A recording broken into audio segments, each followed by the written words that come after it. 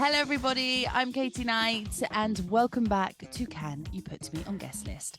It is a very rainy, cold day here in Ibiza today, so I am recording this from my bedroom, as you can see if you're watching this, because it is currently the only room that has heating in my house.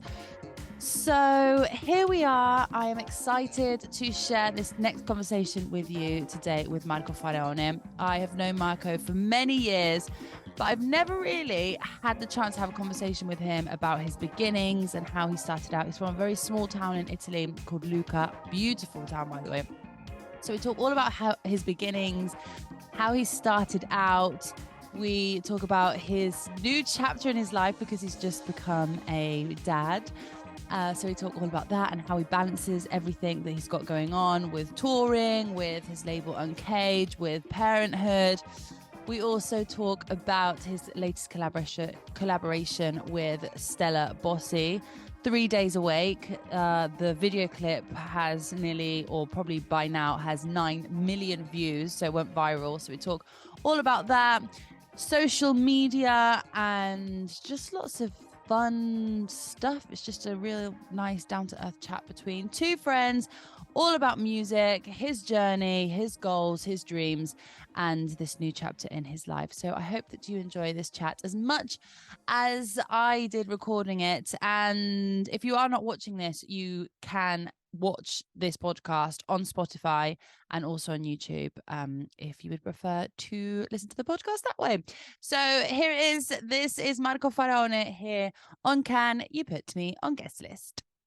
Yes, Marco Faraone is in the house. Hello. How are you? I'm good. Yeah? Good. Yeah, good. Back in the studio,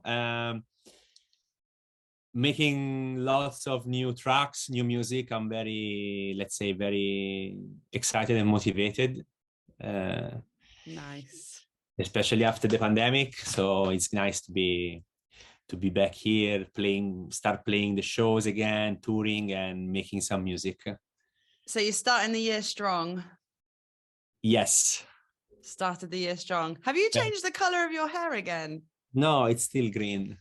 Well, okay, so why did you choose green? It just keeps me young, you know. I like it. But didn't you had pink at one point as well? It's lucky. Pink was because of the baby of my daughter. At the beginning it was blue because it's it's like the expectation at the beginning was that it was a boy. Then we realized it was a girl, so I made the pink, and then the green is just for being lucky. Yeah, you're right. You had it blue first. You're going through all the colors of the rainbow. Yeah, I like it. It's fresh.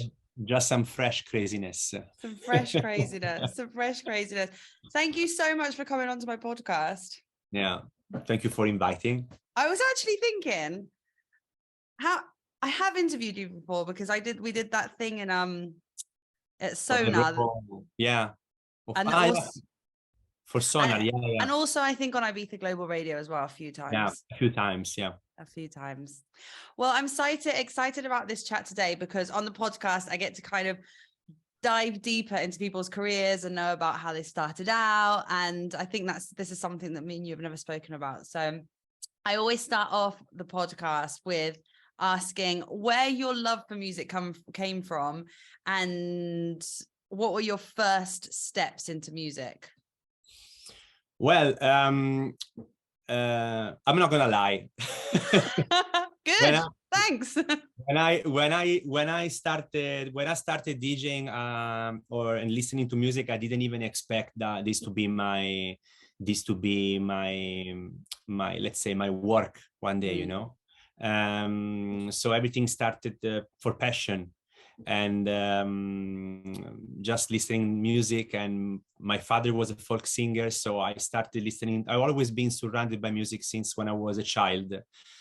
my grandfather was also a singer and a guitarist. So, you know, I've always been around music since the very, very, very early days. And my passion for electronic music started when I started going to clubs and parties with my friends. So I realized that I was kind of shy, you know, and very introvert character. And I realized at the beginning that my spot was not in the crowd, but was behind the decks. Watching the DJ, staying like in a corner, watching what the DJ was doing, because I was never really, let's say, a dancer or a crazy raver. I loved going to parties, and I spent almost all my teenage years in clubs. Yeah. Because I started playing music when I was 14 years old. This is the time when I bought my first turntables. And then I started playing music in the basement at my parents' house downstairs, making a lot of noise and complaining with the neighbors. This is where it comes from. Also, my track called "Strange Neighbors" that was released on Moon Arbor on 2010. Sorry. And that's the story behind it. And this track came out because I had a massive fight with my neighbors. Because of the noise at night. So, I mean, I was literally spending all my time in the basement, and I'm spending all my time going to school the next day, tired, sleeping on the desk. And, you know, like I was like, really, really deep into the music since the beginning. And a bit like, I consider myself like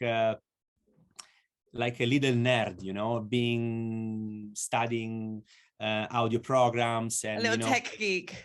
Yeah, so I was, and now I became a bit more open, also like a personality, way more friendly, way more open. But at the beginning, when I was young, I was really, really shy and introvert. So I spent, let's say, when I was in the back in the days, it was like a little garage, you know, like a little basement, and my parents. And was like a bunker downstairs. And that was my, let's say, that was my comfort zone. Like, it was a space where I felt safe, and the place where I could really express myself doing music in silence, you know. And so you taught yourself then? Sorry? You taught yourself then to DJ? Yeah.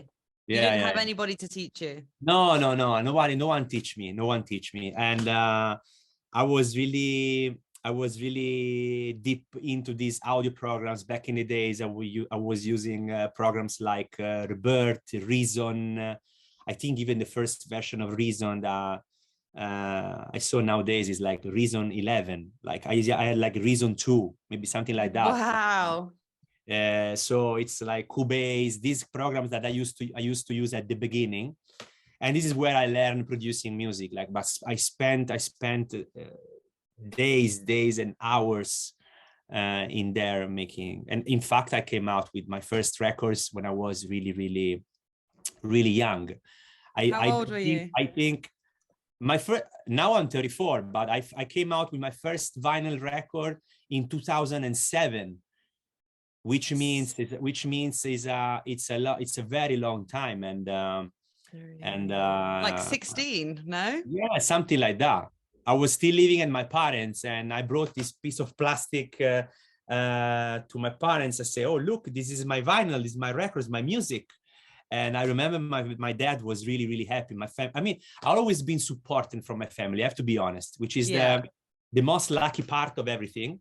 Your parents are so sweet. Yeah, I think you met my parents, no? I've met them a few times. They're so lovely. My parents are always being very supporting me, because they always thought that I had to do what I loved the most, you know, to really express myself. Because you're not gonna do properly something you don't love to do. You know what I mean? It's like sometimes your parents force you to do something that you don't like, and you will never do properly, because it's not coming from your heart, you know, it's not coming from yourself. So they always say, Marco, if this is what you really like, do it and smash it, you know, put yourself totally into this and try your best to achieve your goals. And, you know, and you did. So, yeah, I did a part of it. I still need to work a lot, because I never consider myself arrived in a point. I'll always say that there is still a long run to do.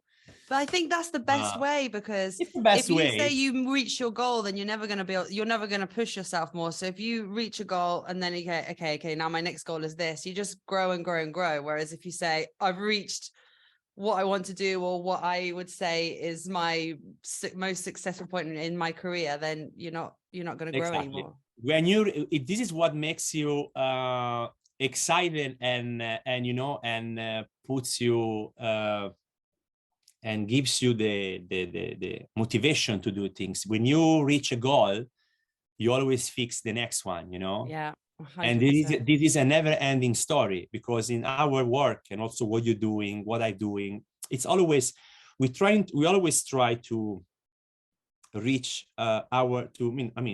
make our dreams become true. And there is always a dream. There is always something which is not related to money, to whatever. It's not about that. It's about in my case, for example, it's about the satisfaction to arrive to reach a goal that I never expect you were going to reach. I will, exactly, because I'm coming from a very small town in Italy. My city is it's a very little town, and it's, wait, can we just talk about your town 1 sec? It's called Lucca, right? Yeah, my city is called Lucca, and it's 70 kilometers from Florence. And Florence, let's say, is the biggest city close to my hometown. But in my hometown, we never had a music scene. It was nothing. It was only hip hop and dance music parties. Like, it was not like techno or underground.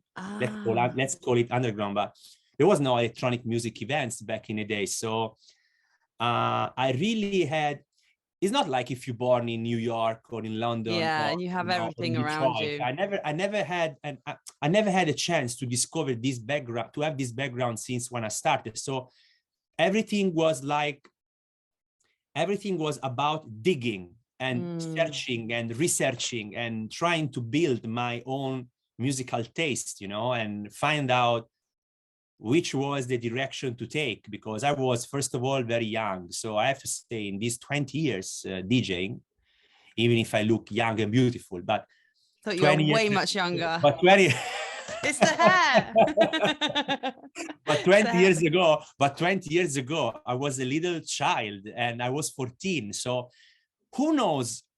I mean, how you know when you are 14 years old, you never know what you want. You're always like asking yourself, what I want to do, what's the best, what's not the best. You ask yourself millions of questions, you know? Yeah. And you get an answer to all those questions year by year by doing things, and you say, okay, this is I like, this I don't like, you know? Yeah.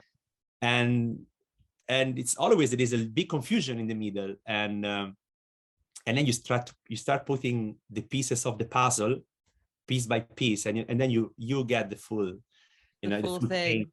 And you say, okay, this is what I love to do. But then after becoming an house and techno producer, I went through many different kind of music. I started playing hip hop, then I started playing drum and bass. I played drum and bass for 3 years. Not many people knows, and I have a big collection of records, drum and bass records. And that was my, it was all about the craziness, and the mental confusion of trying to find my real sound. Do you think, though, that's why I didn't know that you'd gone through them different genres as well, because you're a very versatile DJ. Like you can play in so many different clubs and you'll play different sound and totally adapt to the crowd. Do you think that is because of all of the other different genres that you've played before? This is totally because of this. I'm not a DJ that plays since 2 years and I've seen somebody else playing a genre. Yeah. I also want to do this like him, or like her. I feel nowadays people are just following like a I never considered DJing like a template, like something that you say, okay, this is what I have to do. I go and do it, you know, like following something, following like a trend or something that works in a certain time, you know. My biggest goal as an artist is trying to, first of all, experiment and evolve myself always into something else, mutate, like changing, you know. Yeah. And because that's first, this brings me always out of my comfort zone. I know it's difficult because nowadays following the same genre of music creates hype. So it's much more risky for an artist to be versatile. Yeah. Because, you know, it's more difficult to communicate to the crowd and to the promoters and say, oh, look, I'm good doing this, but I'm also good doing this. There is not so much trust in the scene nowadays, you know. It's That's like a really interesting point. It looks like the promoters nowadays, most promoters, they don't want to assume any risk and They say, want to keep it safe, do you think? keep safe. This artist is doing this. I know he's gonna do this, and I know he's gonna sell this, and I know I'm gonna take this money out of the show. And back in the days, not back in the days, because I can't say back in the days, but already like 10 years ago, I'm not talking about the 90s, but I'm saying about 10 years ago, I've seen some clubs doing some innovative bookings, some new fresh names, some artists that they probably don't sell tickets, but they play amazing music. And that's how you, let's pass me the word, educate the crowd to listen cool and great music. Not only about selling the tickets, because most of the times the big ticket sellers are not really playing the best music. Let's be honest, you know? Yeah. So what my goal as an artist is always trying to surprise myself first. Surprise myself and say, oh, fuck, I did this. Wow, I'm surprised I've done this, you know, that I have the ability and the capacity of doing this. Like, for example, my ambient album that I released during the pandemic. If it was not because of the pandemic, I would never discover that I was able to produce such a great ambient album. Yeah. And this was because of, I was like, okay, there is no clubs, no music, no people dancing. It's the perfect time for myself to step out of this and do something else and challenge myself into something else. And this is not something that everyone is doing. So I'm a techno DJ. I just do techno and I do techno and that's it, you know? I think it's a really interesting point. And I think as well, what you were saying about promoters taking risks and bringing in artists that maybe aren't the ones that sell the most tickets, but are the ones that play, you know, the best music. I think that's all part of educating people about electronic music as well, you know, because if everyone just listens to the same DJs over and over again, first of all, we're not giving a chance to up and coming DJs or new genres or new sounds, and secondly, we're not educating the people that are coming to see the shows. So it's very important point. You know how many people are sitting hours in the studio, spending hours and hours and hours. Some of them I also signed them on my label, for example, because my label is a platform for established artists, but also we release so many great names and new names that they have 200 followers on Instagram and no one knows them. And these people, they're doing amazing music. And I think they deserve a chance at some point to be able to step out of the studio and show the world what they're able to do as a DJs and as performers. And these people, sadly, most of the times, they will never give a chance. And that's really, really, really sad, because I remember myself back in the days when 10, 15 years ago, I was struggling and doing my music and hoping someone to notice my music and give me a chance to step out of the studio and play in a club, you know, and say, now I'm gonna smash this place because I want to show the world what I'm able to do. Yeah. Many people nowadays, they will not have this chance because probably it's all about going for the big selling artists, for the big ticket sellers. I also realized, for example, in some countries, I sell more tickets than other places. Yeah. But that's because I've been spending maybe 10 years playing in this city or in this country, you know. So and building up my fan base gig by gig by gig by Yeah. gig. And people don't even know how many shitty gigs I played in the last 20 years. Where I took a plane, fly for 8 hours, and played in a club for 50 people. Yeah, This, yeah. this is Has to be something done. that unfortunately many hyped artists they will never see, because this scene nowadays has changed a lot. And talking about chances and being given the chance, when do you think that chance was given to you? What was the turning point in your career that made you realize, okay, this is it now, I'm in the right place and it's happening? This let's say the spark was when I did sign my first EP on Moon Arbor. That it is still a very big label, a very big tech house label. Back in the days, when I did sign the first EP on the label, was probably one of the most hyped labels in the market, you know. Back in 2010, Moon Arbor was like, let's say, releasing now on the best hyped label nowadays, you know. Yeah. So it's like or Desolate, label from Dice. Yeah. When I did sign on these labels, let's say everything started a little bit to see, like, I mean, this platform were followed a lot, and obviously they gave me the right visibility to okay, Marco did sign on this label, you know, and also for the Italian kind of fan base, for the promoters, and Marco is releasing on this big international label. And then from there I started traveling a little bit outside of the country, and then gig by gig, show by show, and it got bigger and bigger. And yeah, step by step I did build up my thing. But yeah, let's say this was the first international big release I had was Strange Neighbors. 2010, did you say that was? 2010, let's say, was my first really solid. And I see some DJs are still playing it. Wow. Like others, I've seen so many people still playing the record after so many years. So it's nice to hear. Where was your first ever international gig? It's really funny. Okay, we love a funny story. My first international gig outside of Italy was in Kosovo. Okay. Which is strange if you think about, because it's not really a big market for electronic music scene. Random place to go for your first one. And you know, like back in the days, Kosovo went through a very big war. I mean, like it's something. And when I went to Kosovo, like when I was, I think I was just 18 years old.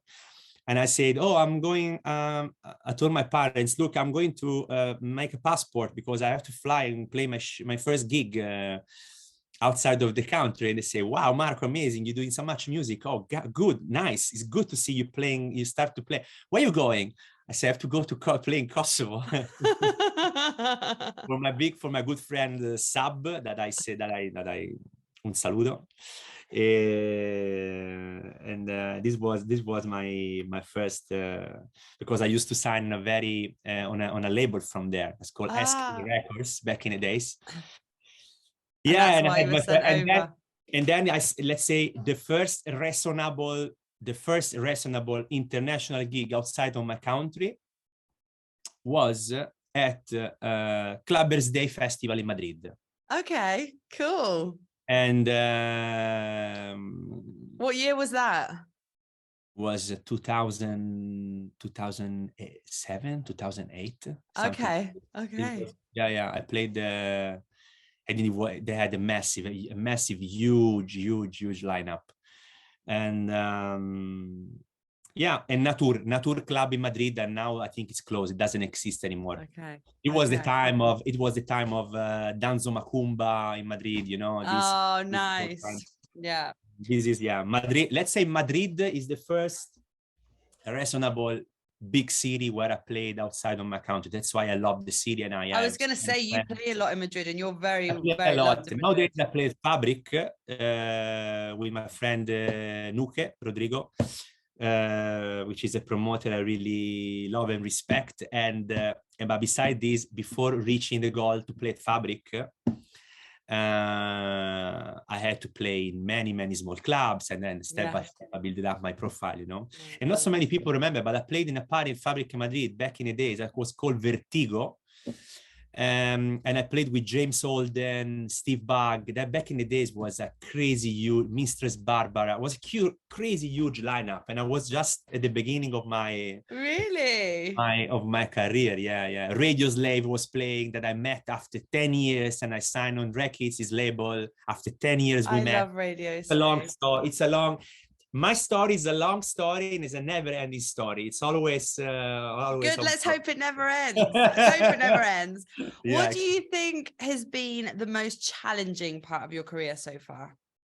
The most challenging part, being able to do what I love to do, and stay away from all these concepts and trends. Now is art techno, everybody go art techno. Now it's house, everybody go house. My biggest challenge is to maintain.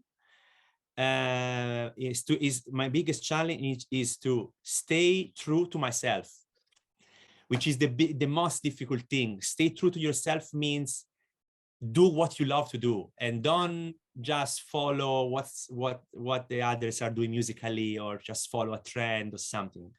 I always done what I love to do. And when I was tech house, whether I went to techno, then I went to house again. I mean, every time I feel bored of doing something, because I feel the music. When I feel the music is a copy of a copy of a copy, which is what's happening now. Copy of a copy of a copy of a copy, same sample, same loops. For me, it's boring, and I've seen this film for many times. I always try to change and move to something that, let's say, feels fresher. It makes me excited. Yeah. What makes you excited now? Where are you at right now?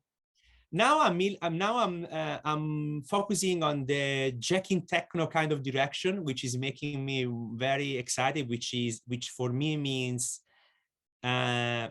techno, but with house elements. Okay. Which means it's like. Which is what I call jacking techno, but it's I get that. It's good, great. Yeah. Techno. It's like hard groove techno. You know, hard groove is like, it's not hard techno. It's like it's not dark techno even. It's like techno with house, with the mid-range, high frequencies, all the high parts. It's like kind of more groovy. Has a house soul and vibe, you know. Yeah, nice. So yeah, like more or less what Robert Todd is doing under Floor Plan. This is something that really makes me happy to play, you know. Yeah. Techno, but with good vibe, with open vibes. Well, you are, because you are a good vibe person. You're not one of these like techno DJs. I'm not a dark person. I don't have a dark personality. You don't have a dark personality. I'm not introspective too much. I don't. Yeah. I'm like I want to have fun. Yeah. When I make music, I want to have fun. When I play, I want to have fun. And and you see that. It doesn't matter. It doesn't matter if it's house, techno, deep house, tech house. The most important thing is the message you share with the crowd. It doesn't matter if as I always say, the important is the result. Yeah. What's the result? Being able to play what you love and make people enjoy what you play, what you love. Yeah, that's the most important thing. This is the mission of a DJ, you know? Yeah, 100%. Be able to share your emotions to the crowd. What if I will do something? What if I will play something, or I will produce something that doesn't excite myself first and doesn't make me happy first? You know what I mean? Yeah. How are you going to transmit your happiness to the crowd? How can I transmit this to the people? Yeah. And the people are not stupid. They will understand that I'm lying to myself. 100%. I'm not doing what I love, you know? So it's 100%. This is my biggest challenge. Be able to to do what I love. And if one day I start playing shit music, come and give I'll tell me you. a slap in the head. We'll be there. Don't worry. Is there anything that you would have done differently in your career?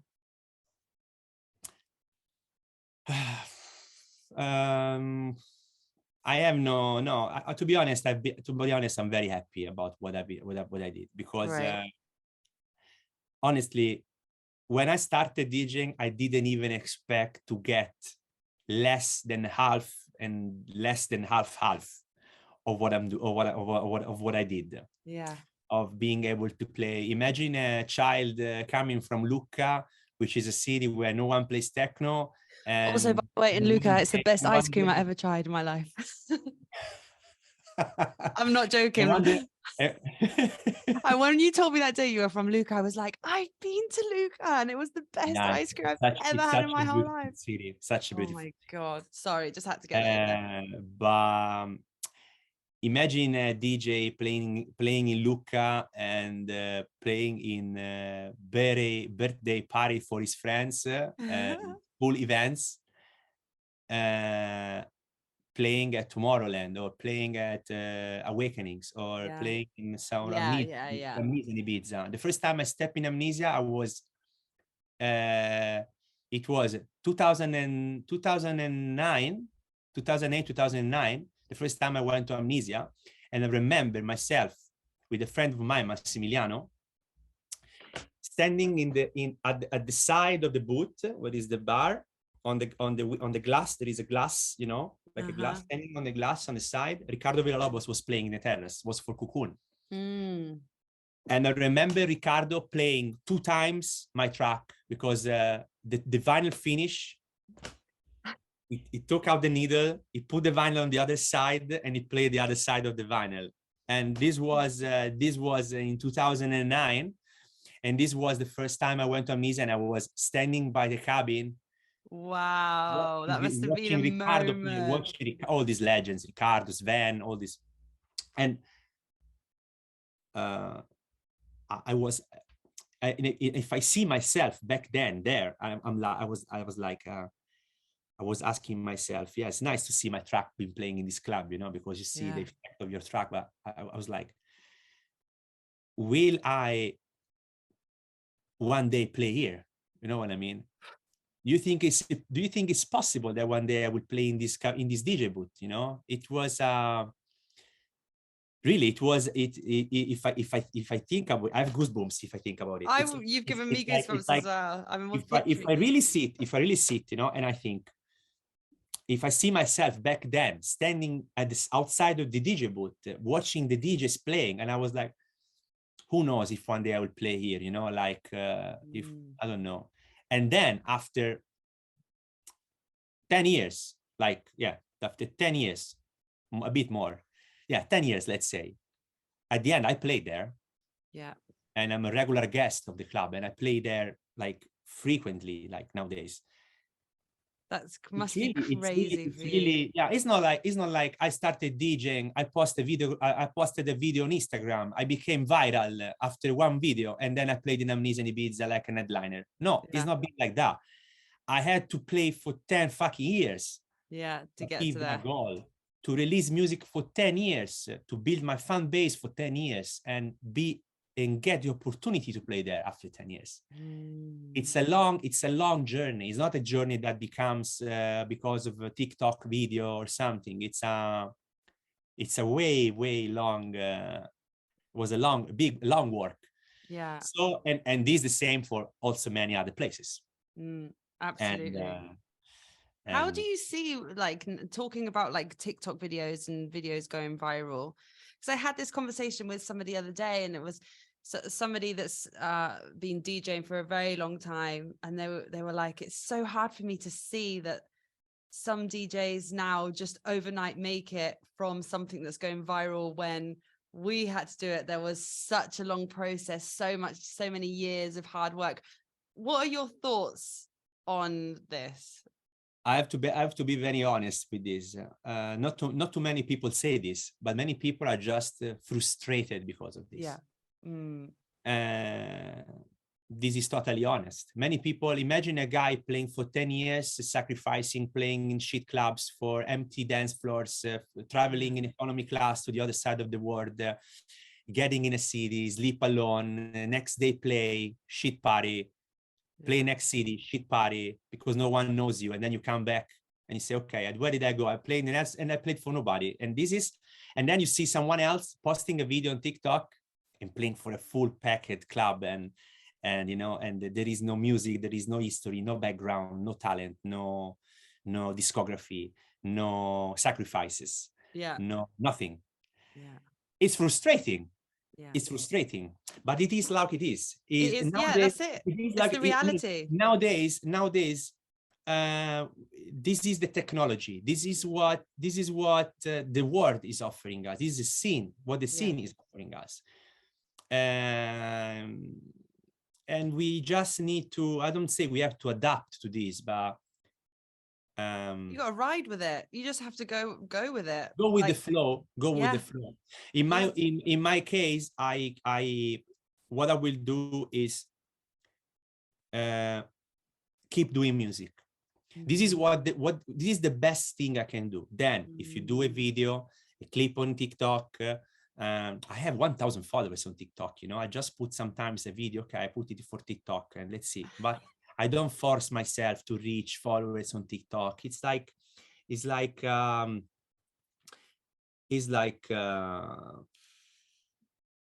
probably I'm not a TikTok guy. You know what I mean? Not everyone. It's not for everyone. I can't crack it either. For example, I had this release with Stella, no? Stella Bossi. This was going to be my next question. Yes. Stella is a talent. Stella is a talent. Stella on social media is a talent. Okay. And everybody's like saying, oh, you did this, you did that. She's on TikTok, blah, blah, blah. And my answer is, she's a talent. Art can be different. Let's say there is music related art.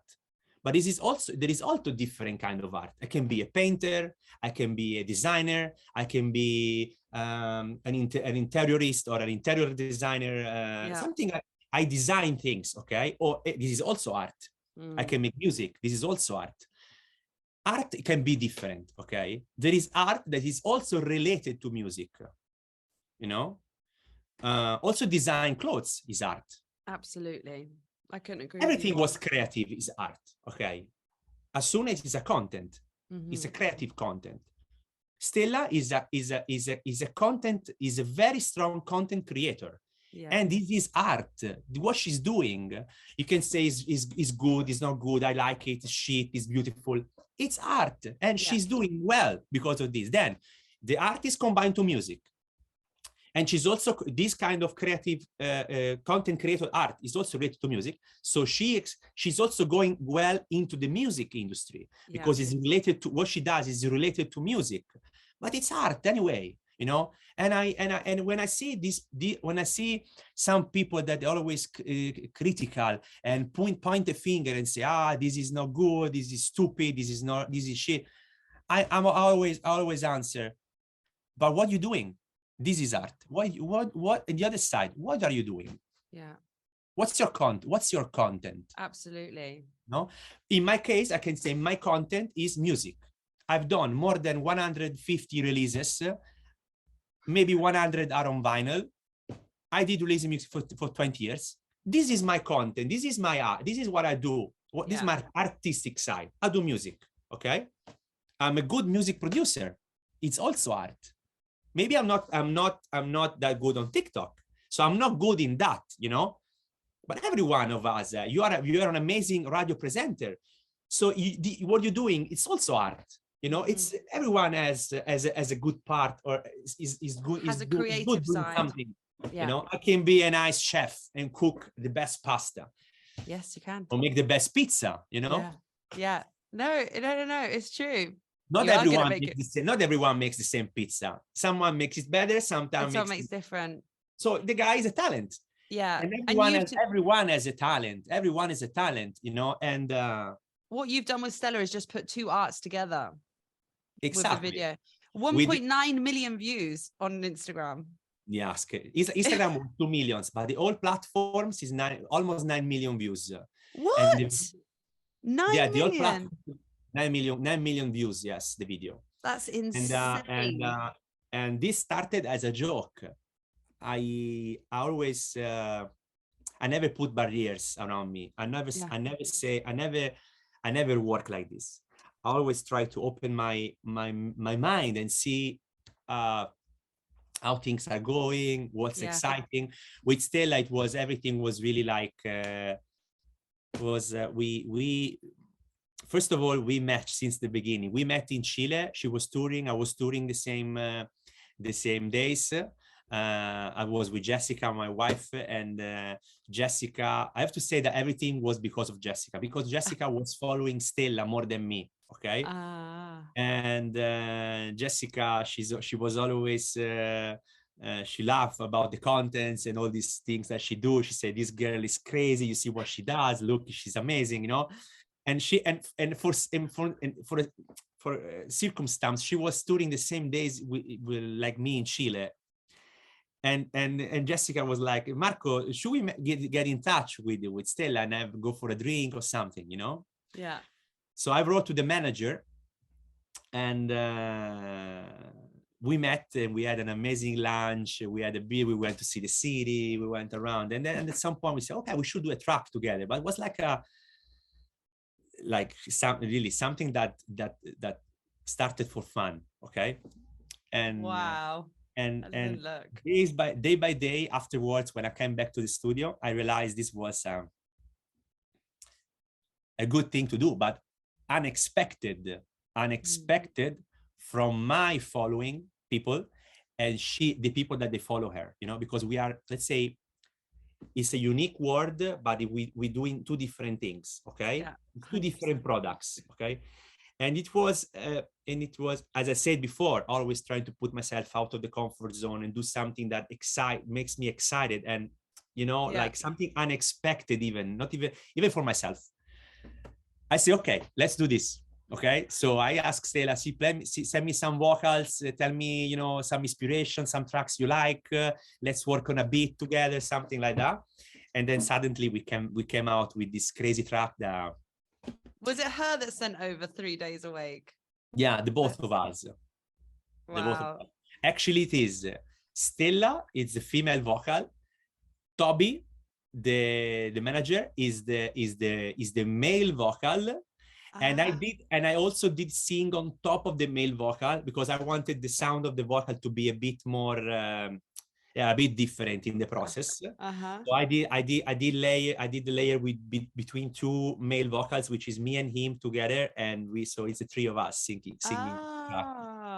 And it's such a fun track. Yeah, it was like this. I made the track. I made this beat, and we made the track in a week, let's say. In a week? In a week we made the track. And how much fun was it creating the video? Fucking crazy. And Toby and Stella are two genius for me. Like they exactly know what they want to do. It's like the funny thing is that they say, "Marco, you have to come to Berlin because we gotta record a massive video for this track." Okay. And when I went to Berlin, I was like, okay, we gotta do a music video. You know, like a proper music video, you know, like for this track, something for YouTube, you know, like a video, not like not the video you see on MTV, but something like that, no? Yeah. And I said, okay, amazing, let's do this. So I went to Berlin, I bring all my clothes and stuff, and then we arrived in this apartment, and it was me, Stella, Toby, with a phone stand, okay. With a phone stand. And I said, guys, what are we gonna do here? Where's the video crew? Toby was like, we do the video. We do the video, okay? And we're gonna do this. We put this farina di pan, and I was like, oh my god, this is gonna be crazy, you know? This is gonna be something fucking crazy. Do you really want me to do this, you know? And So They we were made like, yes. so we made this video. We went in around the city, all white, in the face, in the eyes, in the clothes. Like it was a crazy experience. Really, something that I never thought I was going to do. To be honest, okay. Because if you tell me, Marco, you think you was going to do something like that a few years ago? I would say probably not. But I already experienced a lot of things musically, you know. So I wanted to do something different to enjoy myself. I say, okay, I always made music. Now I want to have fun. I want to do something that makes me enjoy, you know, and have fun. Yeah, of You know, something course. crazy. Okay. So I did this video. And obviously it's a strong, let's say it's a strong content, okay? Many people in the comments say it's related to drugs and stuff like that. If you haven't seen this video, by the way, go on to Marco's Instagram First of all, who knows me knows that I'm not using drugs, and the people who really knows this knows that I'm not using drugs. Second thing is that the message is fucking ironic. It's like it's a provocation. It's like something that we wanted to. This is the message we wanted to achieve with the video. For example, you see me and Stella on the table. Then we start running out in the city like two stupid idiots. Then we end up in the bar sleeping. This is what happens if you do this, okay? So don't do this. So don't do this because this is how you will end up doing all this shit. Yeah. But the video was a caricature. It was like something like help me, because you're better than me explaining. It was like it was just like it was a funny video. It wasn't a serious video. It was more of a sketch. Exactly, but it was the message was really don't do drugs. This is what you're going to end up like. Some people get offended. Some people write comments. Some people from Colombia have seen the Pablo Escobar thing that I was like, oh my God, really this after. I mean, I understand that there was a war in Colombia because of Pablo Escobar. I don't want to touch this point because this is serious. Okay, this is really serious, and I really apologize. Someone took it seriously because there was nothing. It was not our intention to offend anyone with this video. This needs to be clear because I play in Colombia a lot. It's one of my biggest fan base. I love Colombia. I love the people of Colombia. I'm a good friend with all the people and promoters from Colombia and respect them. And it was no intention to offend anyone. This was just a funny thing. Like you see on many videos or many reggaeton videos or in many movies as well, you know, you never seen drugs in a movie, or you never seen exactly. That's what I thought. You never seen a sketch where Scarface or some, let's say I don't wanna I don't wanna go deep into this, but really this was really a joke, and obviously there was hundreds and hundreds and hundreds, I would say thousands of comments, of positive comments of people who got the message, repost the video because it was a really funny interpretation and exactly interpretation. That is the word. And you know what? As you said, you came out of your comfort zone. You do something different, and at the end of the day, it was just in a moment where the scene is really flat. Artecno, bu, tech house and reggaeton. It's a refresh of a sound I've been listening for the last 10-15 years. Okay. Some DJs older than me, they're listening this since 30 years. So it's not exciting. Let's be honest, it's not exciting. I say, okay, let's do something funny. Let's do something that makes it that is moving. It's moving. No, it needs to be done. It can't all be serious all the time. Some discussion, and obviously, we have done that. You know. Then, do you like everyone? No. I don't like everyone, so I don't expect everyone to like my video. Of course, I'd that was going to happen, but I see hundreds of shitty tracks in the market that I don't like. Some of the tracks I like, I play them, I support the artist, but I don't like everything. I don't like wearing a yellow T-shirt or yeah, or no, you know, exactly. Not everyone's everything, you know. and everyone could be liked. So not everyone can like everything, and I don't expect everyone to like my video and my music and my content. So, But you know what, Marco? As long as you're happy, that is the main thing. yeah, be happy with what you're doing is the most important. Exactly. Is the most important thing. How are you finding balancing everything that you've got going on right now? Because your princess has just been born, you're touring, you have Uncaged to think about, you're making music, you've got a lot on your plate right now. How are you finding the balance, and how are you getting along with it all? It's amazing. Oh, It's I love that. Being a dad, it's amazing. It's the best thing in life. As soon as you match the BPM, it's like mixing two records, you know? It's like matching the BPM and trying to put the track into the other track, more or less. It's like mixing. Let's say it's not like mixing with 2 channels, it's like mixing with 4.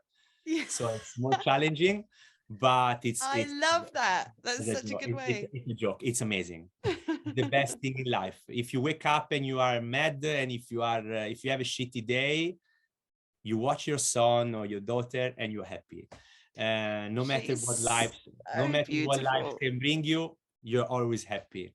Yeah. And if you have and if you achieve a goal or something, you dedicate this to your son, because it's like now it's not only me alone. It's a family, and so it's every success that I do, I dedicate it to my family. You know, it's like so it's to Jessica and my daughter. So it's like it's beautiful, and yeah, it's very intense. It's difficult. It's intense. You gotta go through changes, but yeah, it's as I always say, it's a better change. Yeah, you go for a better change, and you became way less egoist. You think you stop thinking about too much of yourself, and you share your half with someone else, or your more than half with your family. And yeah, it's beautiful. It's beautiful. A beautiful time. Yeah, it's a beautiful time. It's a beautiful time. And also I feel, to be honest, I feel much more motivated than before, because I'm doing really my best to achieve my goals and to do what I want to do. You can see that. I'm working hard. I'm working hard every day, making a lot of music, and trying to sign as much music I can. Yeah, I know. And I respect you so much for that, because I know you've always been such a hard working person, and going, especially the start of this year, you have obviously your life has totally changed now with having a daughter, and you're still always smiling, doing everything with a smile on your face. And I love to see that. And I'm so happy for you and Jessica. And I think we are very happy. Yeah, it's a beautiful moment. And yeah, I hope this brings a lot of motivation, a lot of energy to work on new projects and do new things. Absolutely. But as I said before, the most important thing is be happy with what you're doing. Only in this way, because I don't see myself. I don't see a DJ working for a short period. I always see my career in a long term, or in a long, and in 10 years or something, look back and say, am I proud of what I did? You know, so am I proud of what I did? If I look back. This is and then if you are proud, then no matter where did you arrive? Important is that you are proud of what you have done, the music you have released. You watch your records on the wall and you say, wow, you know, everything reminds you in a moment of your life or a change, or, you know, I don't know, maybe in a few years I will say, oh, wow, I made this record when my daughter born, you know, it takes you back. And then you see this wall full of records and you see, and you be like, okay, I'm proud of what I've done here, you know? When you see the whole thing. Picture. The whole picture, exactly. This is the most important thing. Then the rest, fuck it. Right, just to end, because I know you're a very busy man, will you do a really quick round of quick fire questions? Yes. Okay, ready? Right. Okay, your favorite person to play back to back with? Laurent Garnier and My Dream. Ah, wow, that would be amazing. That would be amazing. The last DJ that you messaged, and what did it say? The last DJ that I messaged is Adam Beyer, because I was about to send him some music for drum code. Okay. If you weren't a DJ, you would be? A DJ I would love to be. Well, no, if you were not a DJ, what would you be? What I would be? A chef or a graphic designer. Okay. What is your favorite studio snack? Now better nothing, because I'm on a diet. Somewhere that you haven't played yet, but you would love to play at?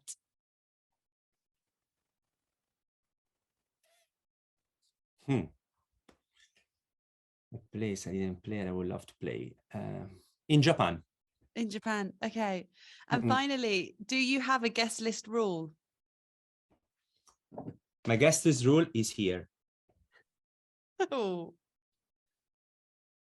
I recently downloaded this on Google. Sorry, you have an app for your guest list. It's called Guest List Manager, okay? And it starts here. Have you talked to this person within the last year? Yes or no? If yes, do you spend time with them outside of work? Yes or no? And then after, you know, it's a very nice thing. You should go on internet and write and type guest list rule on Google, okay? And then you find this. I love that. You know, and at the end, if you have all this, for example, this is what it's come to for guest lists. Will they make your wedding more fun, for example? Okay? If you will make my wedding more fun, you could be possibly on my guest list. If not, you can stay home or you can get someone else's guest list. The worst thing I experienced in the last years during putting people on the guest list is that people must understand that if I put you on the guest list, you should arrive in time for my performance, not to come and see the DJ that is playing 5 hours after me. I agree. Or you know, or because I put you on the guest list. So if you come on my guest list, at least come and watch just fucking arrive in time for my performance, okay? Oh, that's too funny. Make my wedding fun. Yeah, exactly. Make my show and make my wedding fun. Otherwise, you're not coming on my guest list. Thanks for coming. Marco, thank you so much. Is there anything that you're working on at the moment that you can share with us, that anything you're really excited about, or is it all secret? I'm working on a new track. I'm working on a new track for drum code, actually, because Adam is playing two or three new tracks that I sent him recently. And we are still missing one track on something to complete the new release. So I'm working on this now, and of course on a new EP for my label, for Uncage, which is a platform I'm really on the goals I would love to do this year or in the next year is to bring the platform to to a next level. We had an amazing Uncaged label night in Barcelona at Input. Mm-hmm. It was sold out and it was amazing. It was an amazing party. We will do it again at Sonar. Oh, cool. This is a nice spot, and then yeah, I mean the dream is to bring the platform to another level. So and we are working on this. It will. Marco, thank you so much. Thank you so much, Katie. And I'm sure I'll see you soon. I feel like I've seen you loads lately. Don't forget, do what you love. Exactly. The whole moral of this podcast is do what you love. And if it doesn't make you happy, fuck the compromises. Do what you love. Exactly. Do what you love. Thank you, Marco. Ciao. Ciao. Ciao. Ciao. Ciao. Ciao.